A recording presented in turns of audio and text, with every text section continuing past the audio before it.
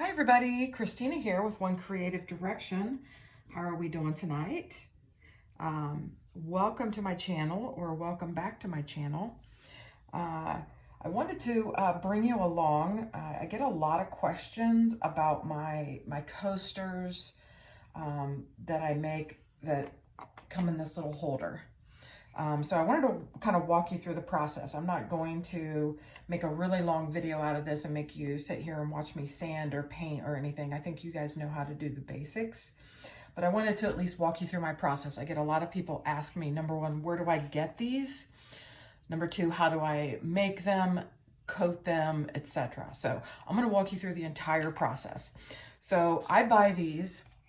It comes 6 coasters and they're wood in a holder, and I get these from Hobby Lobby.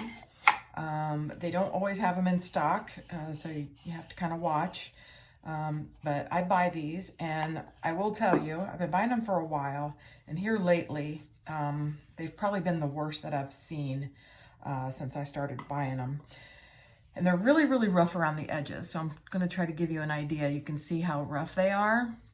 So essentially what I do is, and they're not too bad on the surface, but you got to kind of look at them. Like this one here, it's got some grains and stuff. I like to smooth it all out. So I have a detail sander. So I usually take these outside and I will sand around the edges, and I will sand the front and the back. Because at that point, I don't know. Sometimes you can kind of feel a little bit of a grade, a little bit of a texture in there. So I sand the front and the back and around the edges, and then I take them in and I use this product right here. It's called Universal White. It's by Crystalac, by Craftnique, which is a Crystalac line of products. This is excellent. I was using Zinsser. At some point I was using, what's the other one? I can't remember what it's called. Kills. I was using both of those.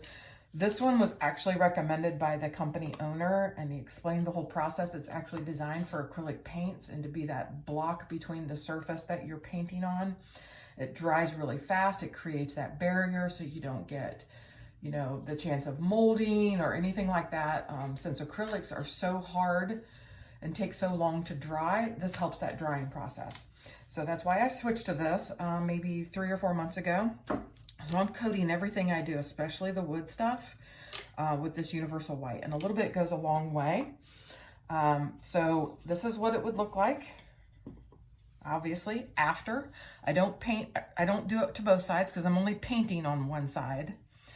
I do make sure, like when I paint, the paint goes around, around the edge a little bit, which is fine because you're putting cork on the back. So anyway, after it's coated, and I usually do 2 to 3 coats, is usually a pretty good amount. So I do 2 to 3 coats. You only have to wait 3 or 4 hours in between each coat.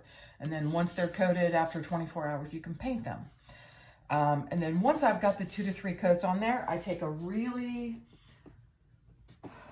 light sanding pad. It's a 220 grit.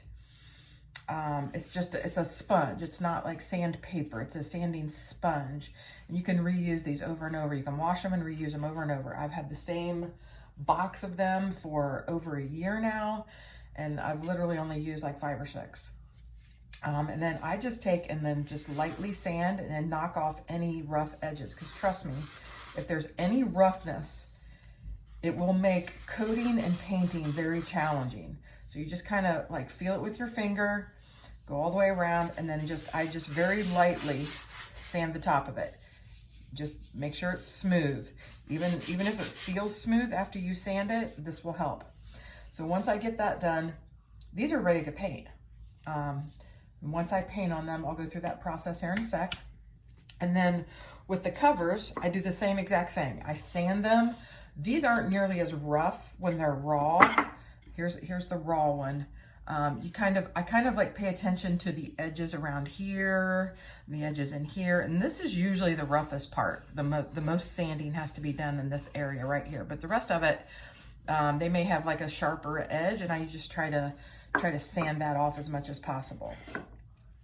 And then I put 1 to 2 coats on here. It's not nearly as important as the holder because the holder doesn't really get used as much as the actual coasters. But just for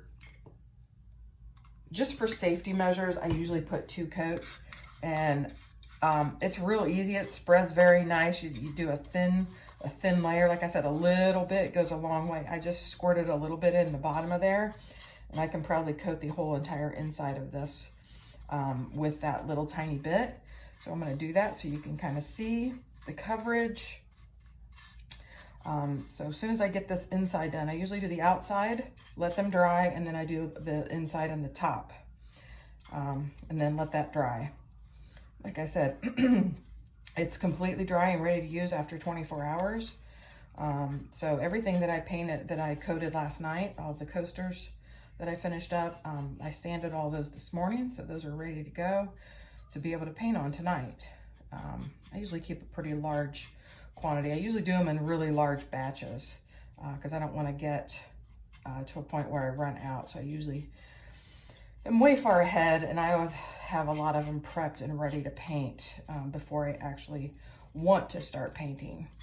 So yeah, I just squirted a little bit in the bottom of there, and just about done. It coats very nicely.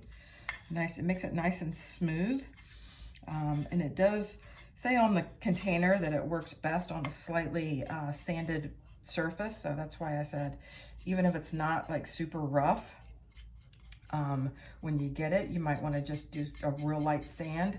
Even if you don't use your detail sander on these, you can use the sanding sponge, which I do a lot of times. It's a lot easier to like kind of round those sharp edges if you're using a sanding sponge rather than sandpaper. Okay, so that's all coated. You can see the inside and the outside, really nice coverage. So I'm gonna set that one aside. So once I get those all sanded after I coat them, and then again, these are ready to paint.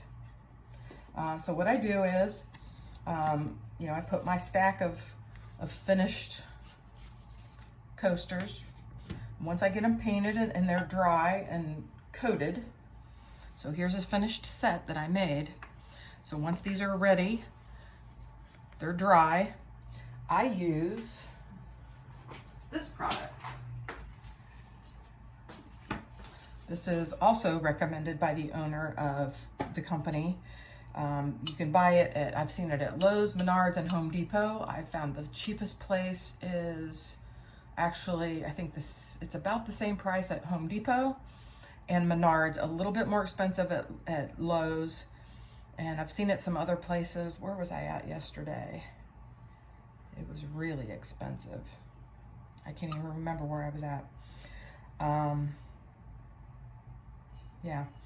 Oh, Rural King. Rural King has it, but it's like $3 more at Rural King than it is at Menards and Home Depot. I think it's like $8.50 for a can is kind of what I'm getting it at. So basically you do 2 coats of this. The instructions are on the can. You basically spray it. Obviously you're going to want to look for the temperature and humidity information on the back of the can.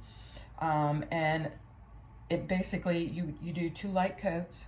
So you don't want to like load it all on your first coat. You want to do 2 light coats. So I usually lay them all out and I spray in all 4 directions to make sure it gets a nice even coverage around the entire thing. And then once that dries, you can actually start putting the Crystal Light Bright Tone on within an hour. It's usually not that case, and you know, here it may be days, it may be, you know, the next day, it may be a week, but eventually I'll get to it. So these are completely done. They've had 2 coats of shellac, and usually I do at least 3 coats of Bright Tone. These are nice and smooth because I used my special base recipe, and it makes it for such a smooth surface. As you can see, it looks phenomenal. You can see how nice and smooth that is, and how glossy the between the shellac and the Bright Tone. Super nice. And it doesn't add that weight that resin does, or the thickness, because Bright Tone is such a thin product, and you just layer thin coats. Makes them super light. So again, once I get the 3 coats on, I usually, within a couple of days after the last top coat, I will put my cork backing on, and I'll stamp and I'll date the last date that I applied the top coat. So I know, you know, as far as curing time. So Crystalac Bright Tone is a lot like resin. It cures fully in 30 days, available for light use after about 7. I usually don't take them to a show for sale until well after the 7 days have passed, or I don't sell any of them, you know, before then. If I do, then I give them a little instruction card to, you know, please take care after, you know, before the 30 days are up. And then it gives them instructions on how to take care of them. So the thing is, once you apply the paint and your top coat and your backing, only 5 of them fit in a container. So this is the box that I made for this set. So what I usually do is whatever colors I put on the coasters themselves, I'll pick one of those colors and I'll paint the case, the box, a solid color. That keeps it as simple as possible. It seems to be working. They're probably the most popular item I have. And then it usually takes 1 to 2 coats depending on the paint. I use it right out of the tube. I don't use it out of the, you know, the Bloom recipe, the same, you know, that I'm using on the base here. I use this straight out of a tube. So whatever I used on here, I would use here. So yeah, once that's painted and it's, you know, cured for a couple of days, I'll do the same thing with these. I'll spray with the shellac and then do a couple coats of Bright Tone, and then it's complete. That's the finished set. There is a little extra room in here, which is great, because what you don't want is you don't want to shove them in there and scratch them every time you're putting them in and out. So that little bit of extra space in there is actually a good thing, because you really can't fit that 6th one in there, just because of all that extra width that you've put onto them. So hopefully that helps anybody that's interested in doing these.